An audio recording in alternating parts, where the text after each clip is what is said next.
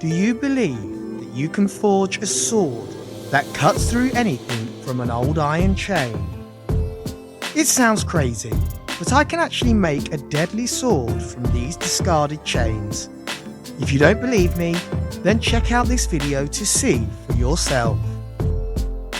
Discover the process of turning old chains into invincible swords.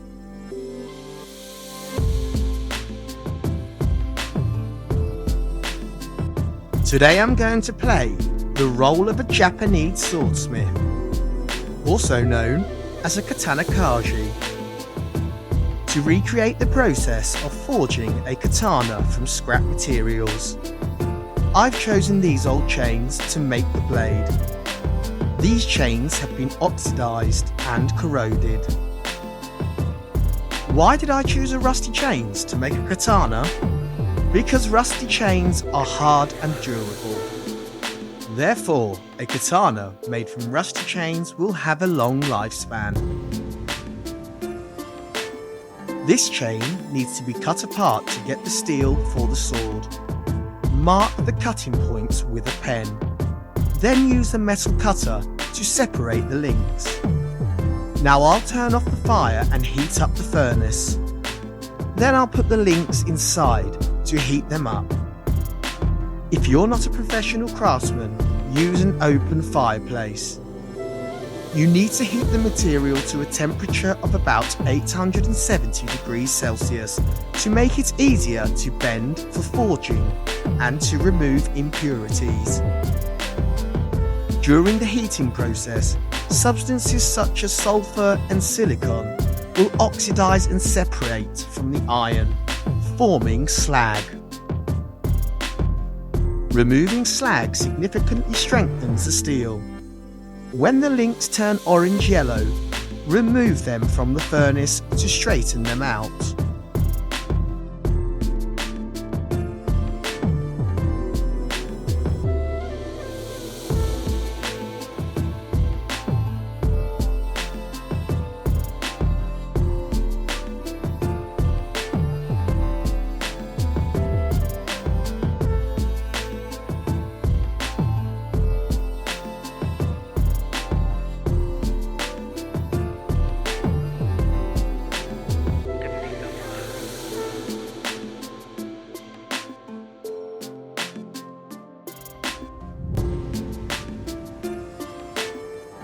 In this step, we'll use a grinder and file to shape the blade into its final form. We'll taper the blade into two sections. A long, sharp section that extends to the tip of the blade, which will be the cutting edge, and a shorter, thicker section that runs down the centre of the blade, which will be the spine. We'll also taper the blade at the end, where it will attach to the handle.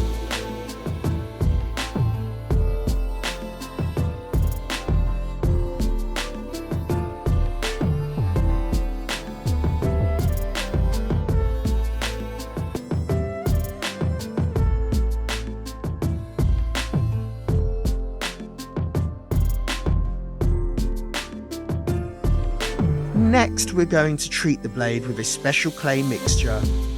You can add a mixture of clay and other materials, like grass and feathers, to the blade to achieve the desired results.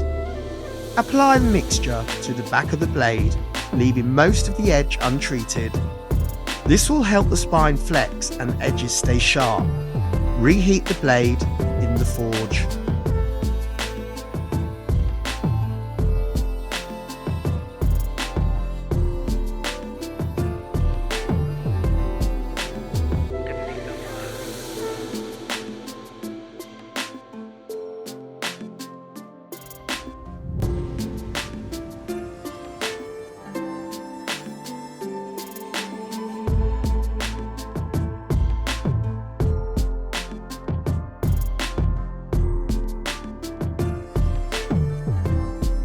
The process both cools and hardens the substance.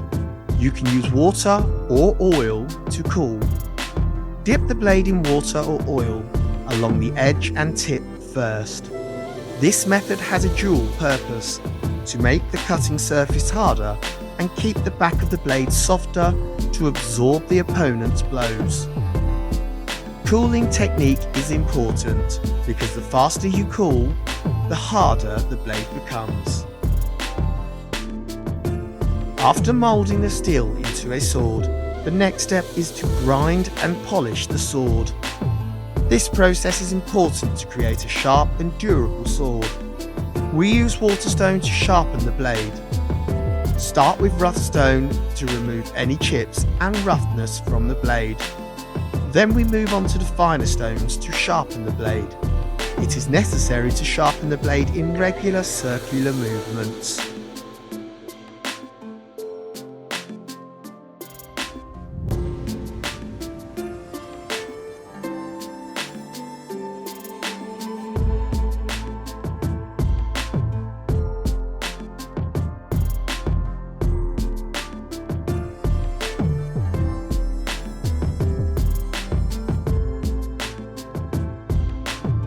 To make the handle, we need a block of hardwood like yellow poplar or alder.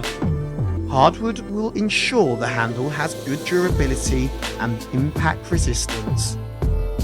Cut the wooden block into a cylinder about 2.5 centimeters in diameter and about 25 centimeters long. Then use a saw to cut a groove along the length of the handle. This groove will help the blade slide easily into the handle.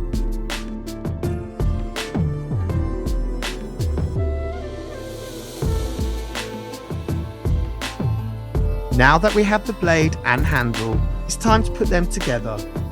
The first step is to insert the hilt pins along the holes in the tang of the blade. These pegs are made from wood or metal and are shaped like a rectangle or trapezoid. They are responsible for holding the blade tightly to the handle. To insert the hilt pins, use a hammer or another hand tool to tap them through the holes. Be careful not to damage the blade or handle. To further enhance the attachment of the blade and handle, we can use industrial adhesives. The adhesive will help prevent the blade from coming loose from the handle. So we finally completed the katana, made from rusty chains. It was a fun and challenging process, and I hope you enjoyed watching it. I know this sword isn't perfect, but I'm still very proud of it. I learned a lot during the process, and I'll continue to experiment with different materials and techniques in the future. If you liked this video, be sure to subscribe to my channel and like the video to support me. I'll continue to post new videos about crafting. Thanks for watching.